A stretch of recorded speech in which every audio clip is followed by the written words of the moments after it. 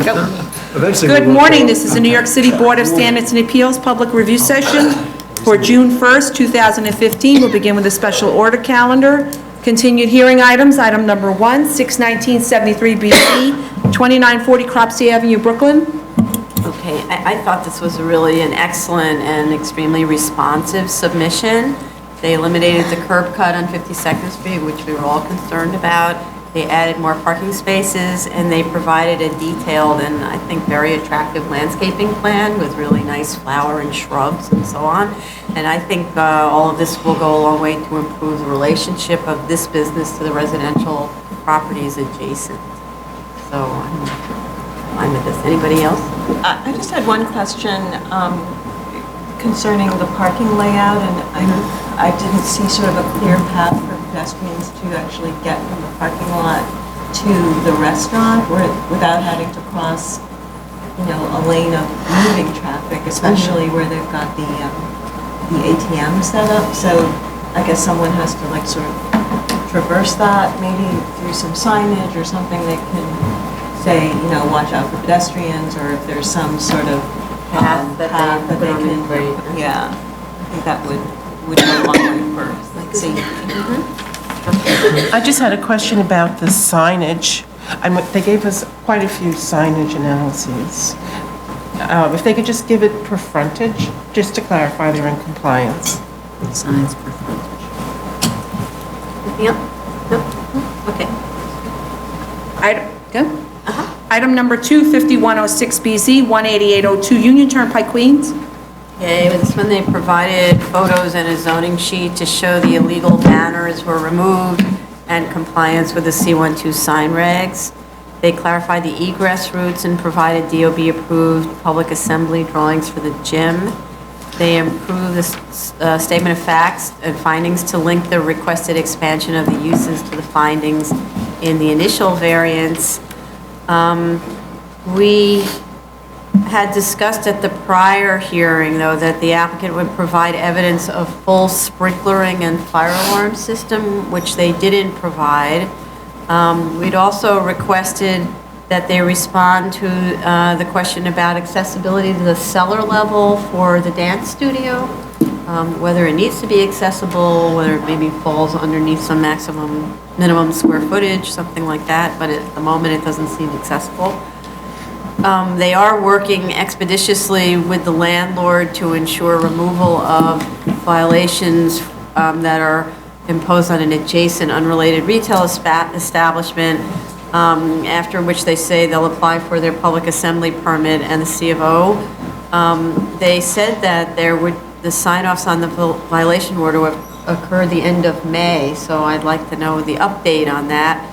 And they state that the public assembly and C of O should be completed by end of June. I don't know if that's really viable in real life, so I'd like to hear a little more about that. But in any case, we could condition approval on obtaining the PA permit and the C of O. Thank you. Well, the drawings seem to indicate that there's a sprinkler application listed, Right. But they don't really follow through and affirmatively say that that's not been signed off, and that if it is, then the drawings should clearly state that there's sprinkler and fire alarm active and current in the building. Right. It may be, but they don't really actually say it anywhere. Right. Anybody else? Okay. Item number 3, 3510 BZ, 144-11 77th Avenue, Queens. Okay, with this one, they provided, excuse me, plans showing the installation of the elevator at the front of the building and landscaping. They should show that the building will be fully sprinklered as well. They provided a photo showing there's a padlock in place on the front door as of May 14th. I'd like to see a photo that that's still the condition as of tomorrow, or today's date. They're still waiting as of May 14th to meet with the DOB to discuss fines and how to proceed with a partial lift of the stop work order. I'd like to hear more about that status. And since the main congregation area, it has more than 75 people, they should prepare public assembly drawings for DOB to review as well. Any other comments on this? It would be great if, when they do get a payment plan established, that they give us some sort of draft copy of what that's going to look like. And I think they should give us a schedule of how long it's going to take to complete all the construction.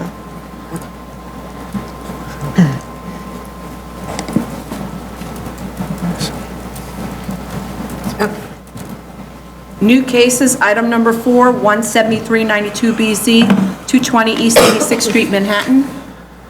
Okay, this one is just to extend the term of a special permit for a PCE and to relocate the PCE. The thing that I didn't understand is how you get into the building. They need a first floor plan so we can see how the building, how one enters the building and also gets to the cellar. We need notes added to the drawings showing compliance with sprinklering and fire alarm systems. And given that, I'm not really sure why this happened like this, but this application was initially filed in January of 2014 and only prosecuted recently. The permit for the second floor expired a year ago, more than a year ago, so I'm curious whether this is a legalization. I couldn't really tell, but because when you look it up online, you can't really tell where it's located. And then we also need still DOI and fire department review. I don't think we have those yet. They should clarify their hours, because the previous grant allows them to stay open, I believe, until 9, and right now they're requesting 9:30, so are they amending their hours formally? Anybody else? There's an elevator violation, and although they say that this elevator doesn't have anything to do with the PCE, I guess it must if it goes down to the cellar level. So if they can speak about that and when that violation is going to get lifted. And I guess I just have a question about their second means of egress. It goes through the residential portion of the building.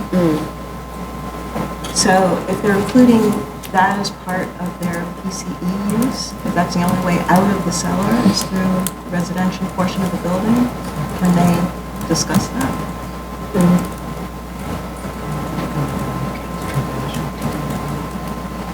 Can't do it. Okay. Might be okay. Okay. Item number 5, 26803BZ, 14555 Guy Brewer Boulevard, Queens. Okay. I'm going to sort of defer to the other commissioners who managed to do a site visit here, but the photos are from January of 2013 and January of 2014, so it'd be nice to know what it actually looks like now, based on the photos, and keep that in the record. Based on the record, the site is free of spills and has fire department clean violation sheets. The non-compliance is the curb cuts don't comply with the grant, but they are less than what was approved, and the signage is also less than the as of right maximum. So I just want to hear what it's like in real life. Well, they actually made a few minor changes between the previously approved plans, which had beverage machines in the northwest part of the lot. Now there are car washing machines there in its place. And because of that, I guess they're very proud of the fact that they now have car washing machines. There are signs all over the fence saying, wash your car, car washing here, that kind of stuff. So that puts them probably over the maximum signage limit. But aside from that, the rest of the site seemed tidy. There was not debris or garbage, and I didn't notice any graffiti while I was there. So do you have an opinion about the car washing machines? I mean, is that, they didn't have approval for that? Right, they didn't have approval from that. When I went, it was dead. It was Friday afternoon. It was dead as dead could be. I'm not sure how many people do that hand washing, car washing. So it's not an enclosed automatic system. It's one of those put the coins in. No, it's like you put the coins in and you kind of get soap on a wand. And so I don't know that that's going to really increase the use, the degree of use of the site, so I personally wouldn't have a problem with that. I was there on Friday morning, and I think there was maybe one car actually on the entire site, if that, so I'm not sure that, I agree with Commissioner Brown, I'm not sure that it causes such, more intense use on the site. I did have a question, though. They've got, I think there's a notice of violation from the fire department as of 3/14. Yeah, in the weekends, Is that correct? hand wash, that's the worst one. So maybe they could explain what that is, or if it exists. I saw it in their paperwork, and they didn't discuss it. Well, I think they have 3 car wash machines and a couple of vacuums, and I was concerned about whether it's 24-hour use, how far it is to the nearest residential windows, and if it is used, maybe it's on the weekends in the evening or something, if it's an annoyance, and we haven't heard from the community board yet. Right. So, and again, yes, the additional flags and signage and all the rest of it. And they have this big diesel sign, it looks like you go there for diesel and it's a car wash, and it just didn't make sense to me. I think they have a diesel pump. Yeah, it's a diesel pump. Right. Next. Appeals calendar, item number 6, decision items. 16714A, 250 Manhattan Avenue, Brooklyn. Okay, there actually wasn't any need for a submission, I think, in response to this, so I don't have any issues. Anybody else? Fine with it. Okay. Okay, Item number 7, 25014A through 25714A, Grosvenor Avenue and Goodrich Avenue, Bronx. okay, with this one, they submitted information from a Realtor discussing what the maximum sale price limits are in the area and how if they were building fewer houses, this would exceed that maximum. So I think that was responding to the questions. Did you have others that? Yeah, no, I was so happy that they explained the chart, so I Yeah. thought that was really actually good. And I tend to agree with them about the difficulty raising the sales price over $5 million, because it's not really a site that has a great view, doesn't have a riverfront location. It really does not have that much going for it in terms of, where it's located. It doesn't have an extra lot of land like the estate that's right behind it, that's on quite a few acres. So I definitely was convinced by what they stated. And it's new construction as opposed to some elegant Right. old estate kind of thing, yeah. Okay. Anybody else on it? New cases, item number 8, 3-15A, 47 Troika Way, Staten Island. It's a GCL 36. Okay. This one, it's pretty simple, and there's actually, the aerial photo shows that there are similar, exactly the same kind of contractors, storage structures located directly across Troika Way from this, so it's already a pattern of development that's exactly like this. I had 2 questions. One was, how do the loading berths actually work? They show them sort of, the trucks like parallel parked into that site, and I don't drive a truck, but I couldn't figure out how you could get in there like that. Maybe they could explain what that's actually for.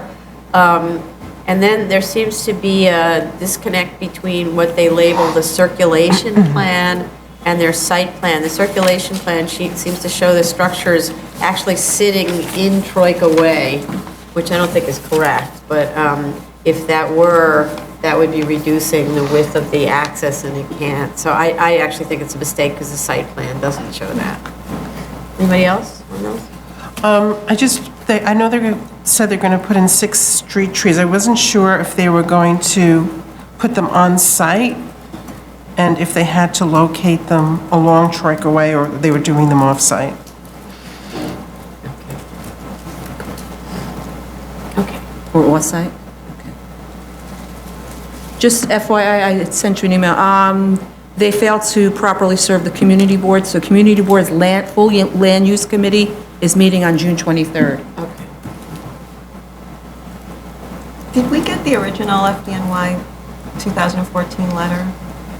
That should be in Was the it- file, that should be in SharePoint. It's not Yeah. SharePoint? I didn't see it but they reference it. I'll Well, double FDNY check. references Yeah, says it should be it's part just of your referenced in I the saw- 14 letter. I But saw the didn't- letter. So we have it? Okay. Yeah. Item number 9, 7, I'm sorry, go on. Yeah, that's fine. Item number 9, 7-15 BZY and 8-15A, 180 Orchard Street, Manhattan. This is a BZY application and a common law vesting rights. This is another one where this is third application for extension of time to complete, and the board has already made the required findings that the permit was validly issued and substantial construction and expenditures made. And by this point, depending on how you do the math, it's something like $76 million has been spent on this project, so I think that would be substantial expenditure. They describe the amount of work remaining, and it sounded in terms of the time requested or expected extremely overly optimistic. They said in their statement of facts that they could complete construction and receive a TCO by the end of the summer, which would mean like 2-3 months from now. And based on the photos, there's a lot of work left to do. In terms of finish work is really slow. That's the part that's the slow work, right? So I think that the applicant has to look back at that and see whether what they're asking for is really a statutory extension of 1 year or maybe a longer extension under the common law, so they don't have to keep coming back here. Because it's certainly going to be finished within a year, but that wouldn't be within the statutory extension period. So, I wouldn't count on a TCO by the end of the summer. no. Yeah, and then the reality of how long it takes to get a TCO or a C of O from DOB, right? Get inspections, not so much. Anybody else? Item number 10, 262715A, 5761 Alberta Avenue, Staten Island. This is a GCL 36. Right, so we have the fire department sign off on this, and I didn't have any issues with this one. Anybody else? No, fine.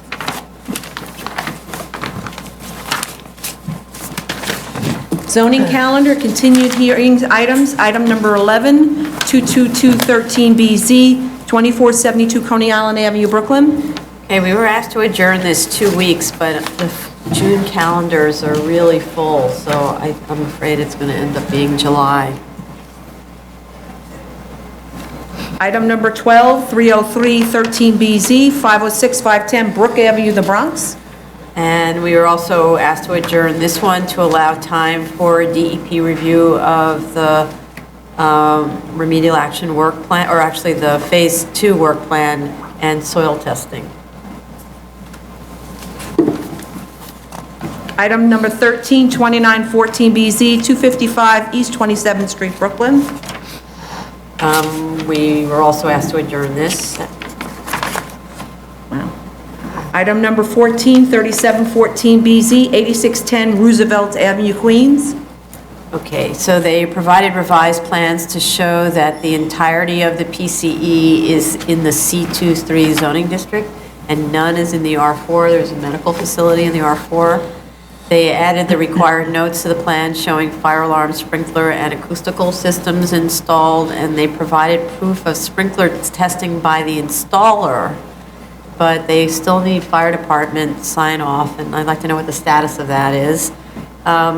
They provided photos of the aerobic studio showing it has a hung ceiling, and as of May 13th, the fire alarm system still needs fire department inspection and sign off. So we need to get that wrapped up before we can vote on this. FDNY sign-ups, okay. Item number 15, 9414BZ, 1150 East 22nd Street, Brooklyn. We were asked to adjourn this till July. Item number 16, 9814BZ, 404 Richmond's Terrace, Staten Island. Okay. They revised the plans to show a single tax and zoning lot, and they revised the as-of-right plan to show medical offices with 21 parking spaces because the prior version didn't have any parking. They revised the proposed to show 45 attendance parking spaces where 32 spaces would be required in an M11 that's adjacent. And they added a waiting area for valet services. They also added notes about stormwater retention in the parking area, but I think we also wanted permeable surfaces, and I don't think we saw that on the drawings. They added notes about lighting being directed downward. I note that they suggested the hours of operation for amplified music would be 12 a.m. during the week. I think that's way too late, so I'd suggest it be changed to 10. And on the weekends, maybe Friday and Saturday, it could be midnight. Kind of like to hear from the neighbors when they come on this. The notes do say that the amplified music is limited to the ground floor. They say also there can't be amplified music on the exterior of the building, even though now they have more outdoor space. And, just to clarify, that would mean that at the dining room on the second floor, there would be no sound system, so not even like mood music, sort of, right? They showed the interior trash storage at the cellar, but also an exterior dumpster, and I say no to the dumpster, that the trash has to be stored on the interior until it's picked up. And there has to be a refrigerated area in the cellar. They provided Department of Buildings building code stating that no elevator is required to inaccessible levels that are less than 2,500 square feet. I'll let DOB handle that, so, and then I had some questions, for instance, how does the drop-off work where cars continue on or people arrive by taxi? Because it's not that everybody for a big party is going to park in those 46 spaces, or how many it was. Then in terms of the air conditioning systems and the property perimeter, there's no fencing shown, there's no planting shown around those areas. There's no provision for attenuating noise in general. They need to provide details, for example, multi-pane window systems, attenuation fencing, insulated walls with high STC ratings and so on, amplification of the sound on limiters. We need much more detail on this. We need much more detail on the landscaping to show that it will properly shield the residents from sound and car lights. We also need, because there's going to be potentially a lot of cars arriving here, we need traffic studies for the impact on the neighborhood. We did ask for a parking operations plan, and we didn't get that.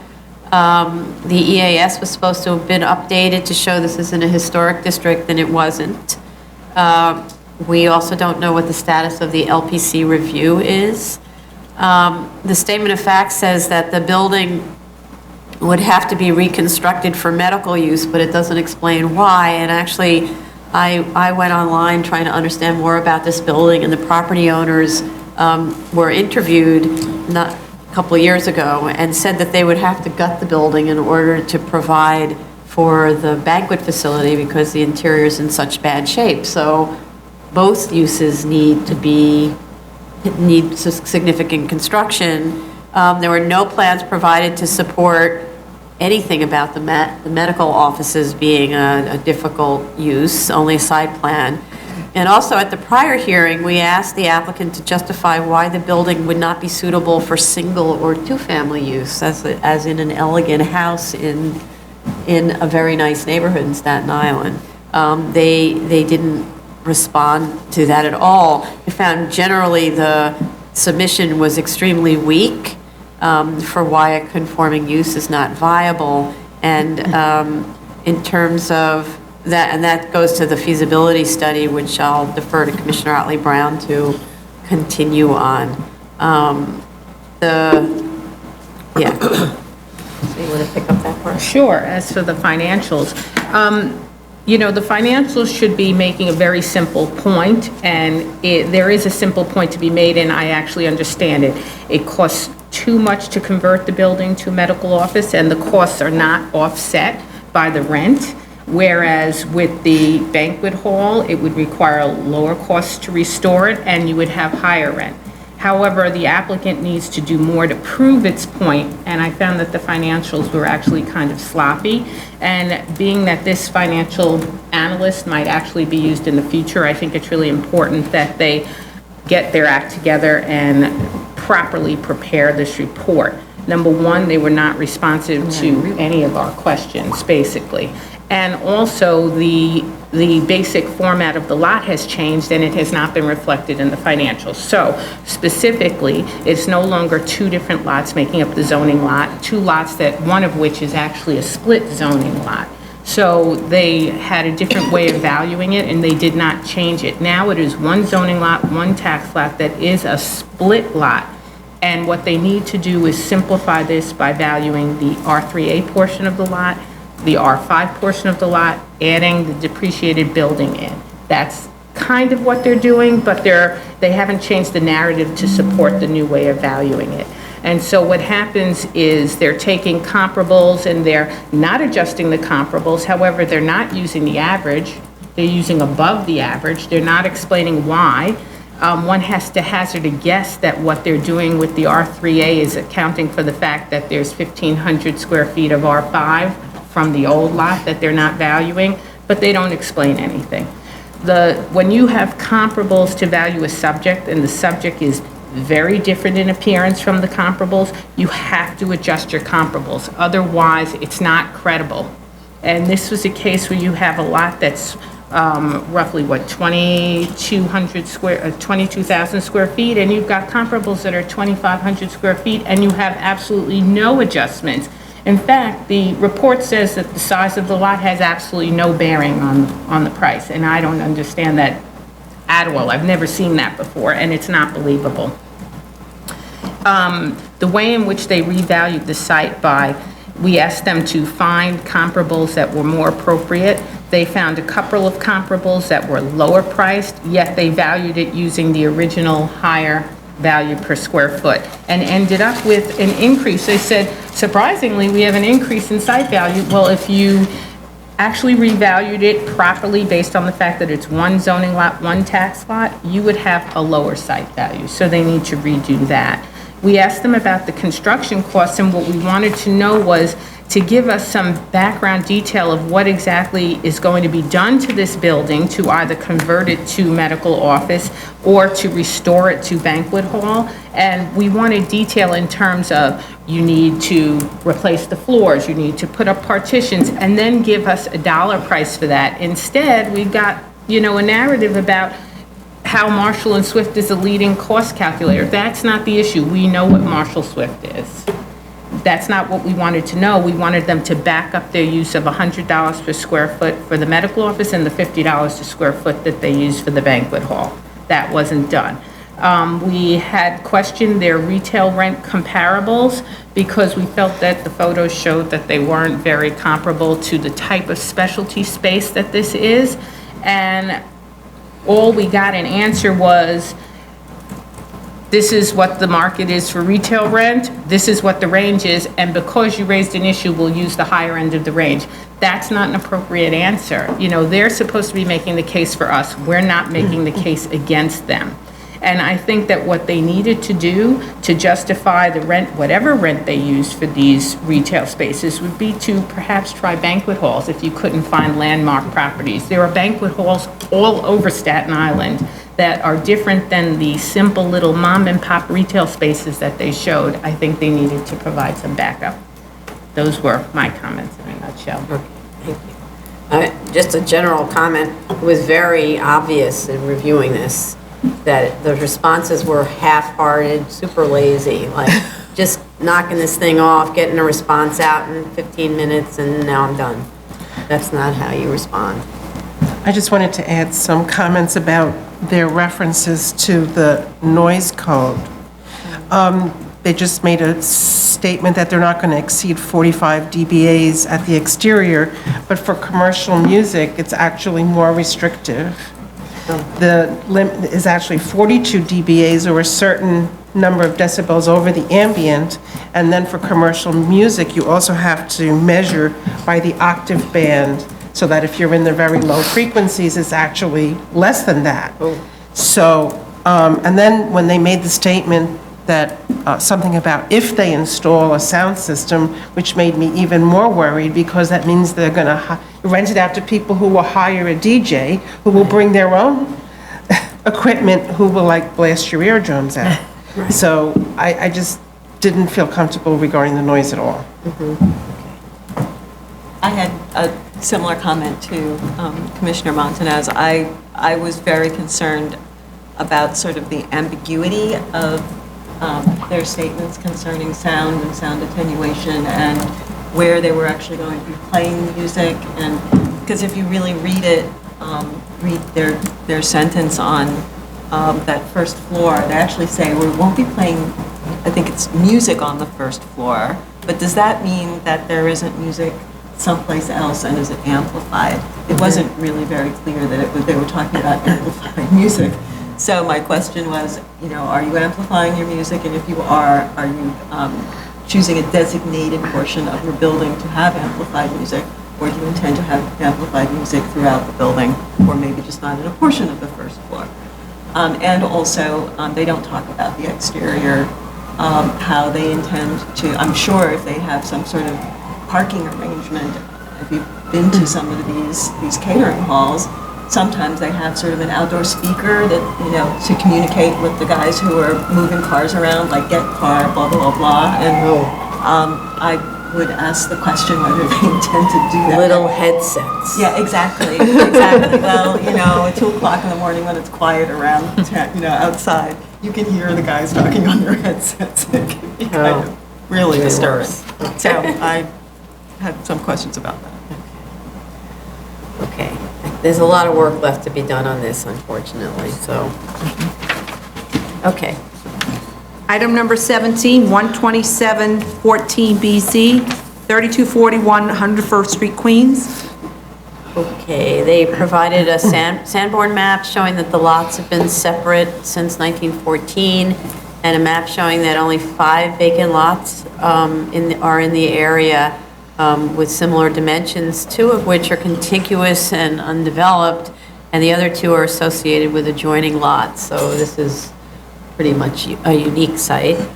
The page 4 of the statement of facts was missing from my electronic filing. I don't know about everybody else. And I think they included a copy of the case Douglaston v. Klein, which I assume was referred to on page 4 to support this idea that you don't have to be the only unique site. They also provided an alternate variance drawing to show that parking on-site is impractical in such a tiny house and would compromise the quality of life on the first floor unit because it would reduce it down to nothing and you'd be living in front of a garage. But they didn't answer the question of the last hearing with respect to the street widening line and whether the proposed location of the front wall complies with the front yard requirements. There's always that mystery of how you measure and all of that stuff, but they need to look at that. Anybody else? They gave us this street montage, which didn't show the other buildings in complete profile. So it's like, what's the point of doing a street montage when all you show is the building? And a little bit of the adjacent homes. That's not a montage. And the other question I had was, is this site eligible for the infill zoning, which is the predominantly built-up area, which would give them an FAR higher than what they're asking for? So it might actually enable them to build a 3rd floor and have, a parking space in the garage and one in the front yard. So, did they look at that at all? Are they, I don't see why they wouldn't be eligible, but maybe they can tell us. Interesting. They have to go through the calculation for both sides of the street to do. Yeah, that's So true, but they it may looks not- like the area's pretty well built up. So, Well, that's true, but you got to follow.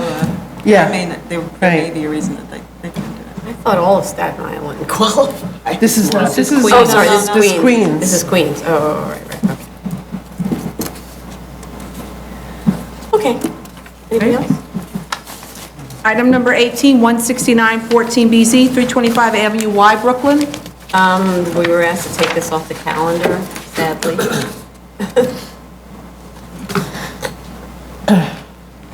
Item number 19, 17114A and 17214BZ, 235 Dixon Avenue, Staten Island. Okay, this one, I am very happy with this newest submission. They revised the plans to pull the building back from the sidewalk on both sides and back from the street widening line to allow the continuation of the sidewalk line and the planting bed and the street trees and a better separation between it and the adjacent building, I think really good. I'd like them to verify again that the front yard from Granite shouldn't be measured from the street widening line, in which event the front yard is 0 inches and not 6 foot 5 inches. Again, it depends on which one of those rules you fall in under the TPPN. It's very complicated.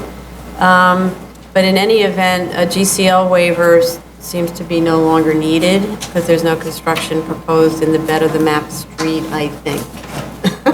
Seems like. That's why it needs to be clarified there.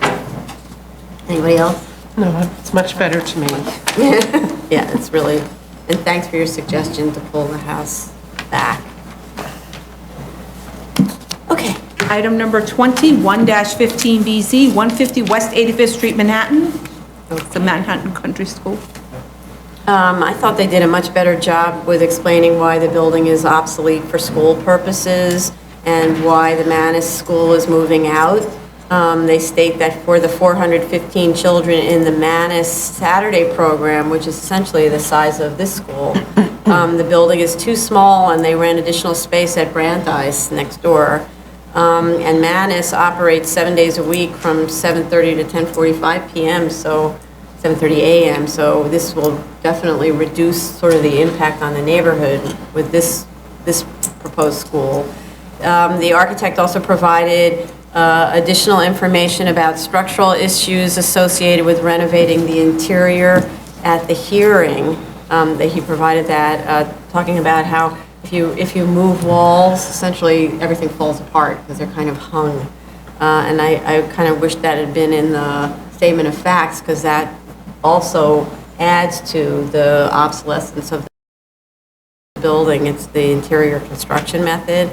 The statement of facts also should have discussed the fact that was pointed out at the prior hearing that the reason for the courtyard that is that one or more of the floors, like one of the reasons for the courtyard, is that one or more of the floors sits behind a portion of the front facade that doesn't have any windows to the street. So it's not like there was a lot of focus on 10% of window area to room area, but there was 0% in some of those rooms.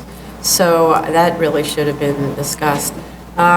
We'd also asked the statement of facts to cover the current curriculum in the school and how the new location will improve on that in addition to the doubling of the number of classes per grade.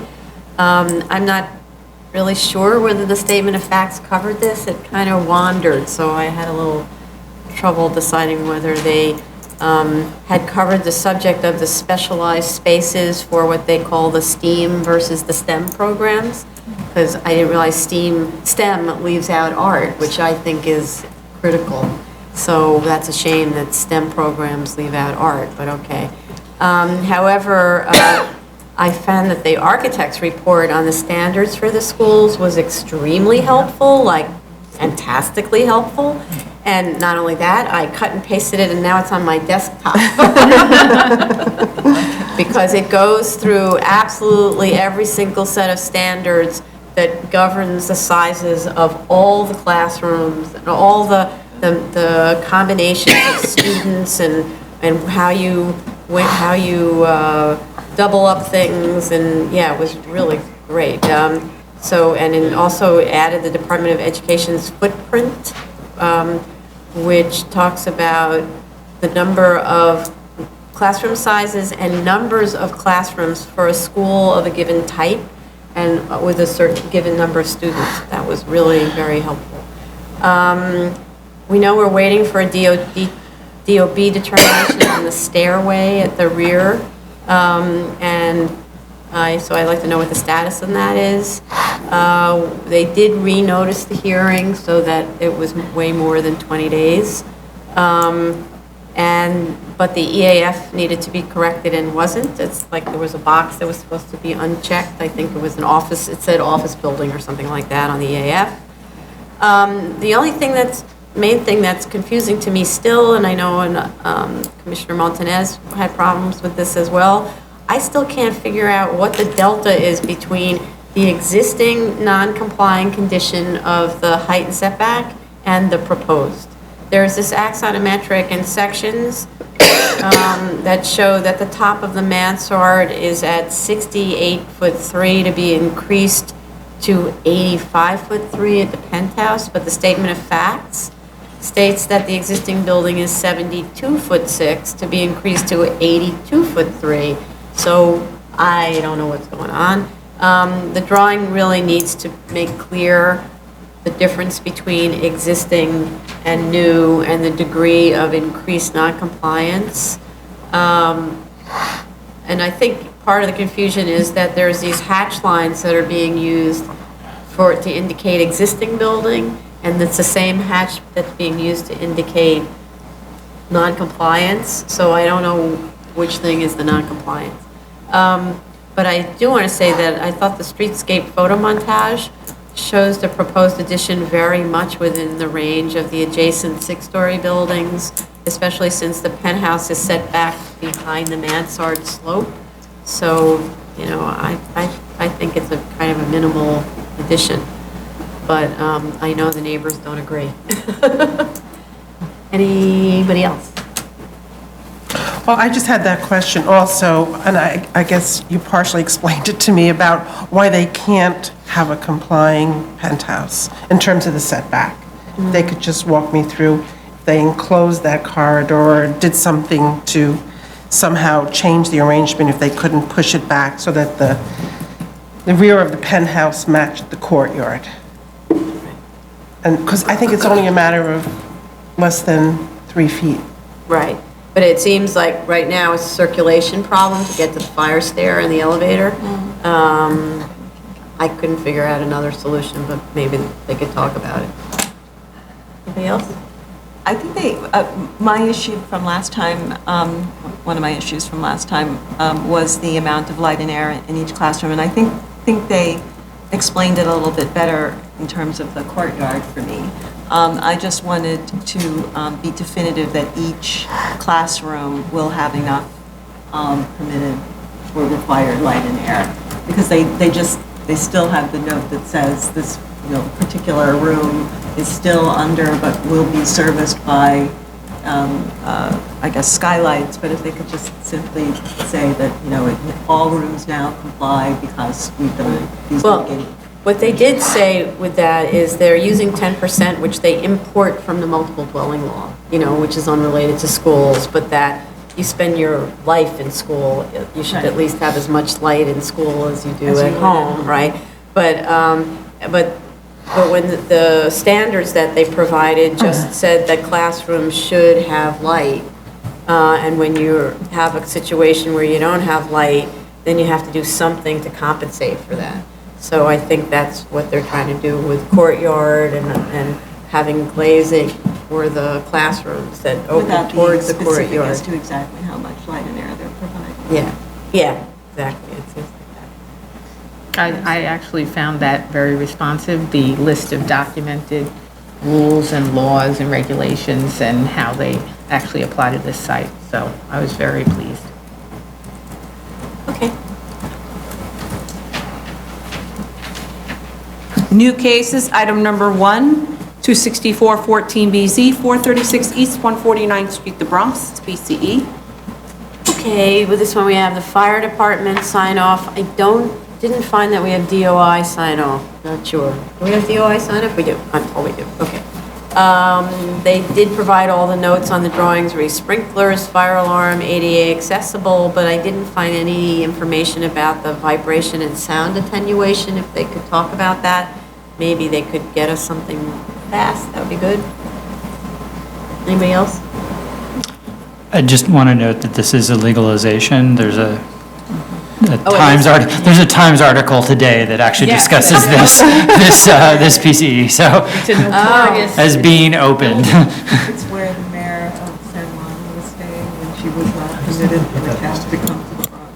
Oh, Yeah, this is where she was This is staying where at she the was Opera going. Hotel. oh my God. I was like, wow, where is this place? It's cool. But, yeah, because I actually looked it up and I couldn't find the address when I looked it up on Crunch's website. So because that's usually how I find out it's legalization. So there was an article today in the paper, oh well. And it is open. It's open. It's open. Okay, so that means the application has to be revised to reflect the fact that it's a legalization. Okay. Anything else? No, next one. Item number 2, 319-14BZ, 1781 South Avenue, Staten Island. Okay, this one's the legalization and they say so. Opened last June, so it's been running for a year. We do have fire department and DOI sign off. The drawing notes indicate the space is sprinklered and fire alarm system installed, but because it's in a shopping mall, I'm much less concerned about transfer of noise vertically. In fact, it's a one-story shopping mall, so there's no vertical. Anybody else? Yes. I looked up the violations online, and it seems that the architect for these drawings, I believe, actually had to surrender his privileges to file in June of 2012. So I was wondering whether we could accept these plans by that architect. There's a DOB violation and an ECB violation for failure to correct related to this issue. So I was just wondering if it's been resolved or perhaps not. And can we accept those plans? Whoa, I think we have to talk, we have to get back to, Because wow. it's only, Yeah. it's only privilege of DOB. Exactly. DOB, yeah, I know. But So what good are they gonna it do? doesn't cover It was a DOBs. voluntary surrender They by the mostly are. architect. What? Yeah. They usually are. Oh, okay. Yeah. They're banned from filing, not self-certifying, filing. Yeah, that's what it said. He That's gave it. up his privileges to file. But it's filing with DOB. Right, I mean, So we we could have to accept them figure for out whether- illustrative purposes, but since he can't file them at DOB, I don't see how he could ever Right. use his grant. So it seems like they need someone that can actually file Yeah. at I would have to DOB. get someone Yeah. else to redo it. Well, maybe they can answer that question. I'd be interested in the answer. Yeah. Wow. And then you might ask, where is the New York State Department of Education? No, let's not go Concept down subject. that road today, because that would take a long time. A long time and upset many people. Let's not talk about that. And then since they're open, if they could provide us evidence of the sprinklers and the fire alarm system. I don't think they Yeah. did that. Right, yeah, now need evidence.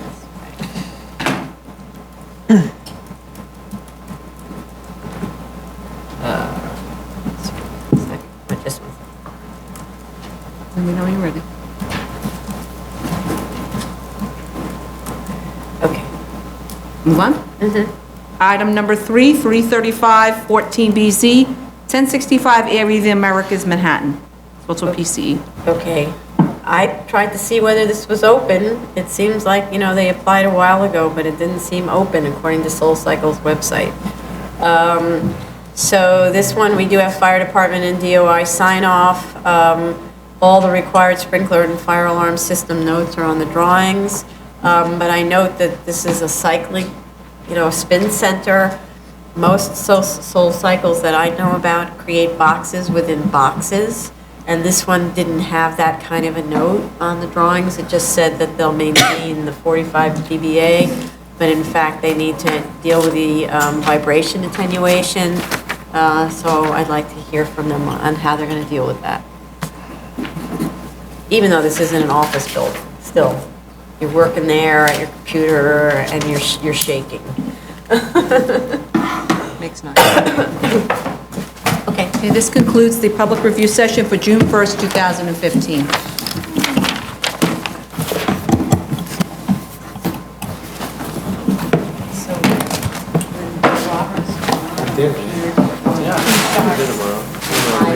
Like in a state of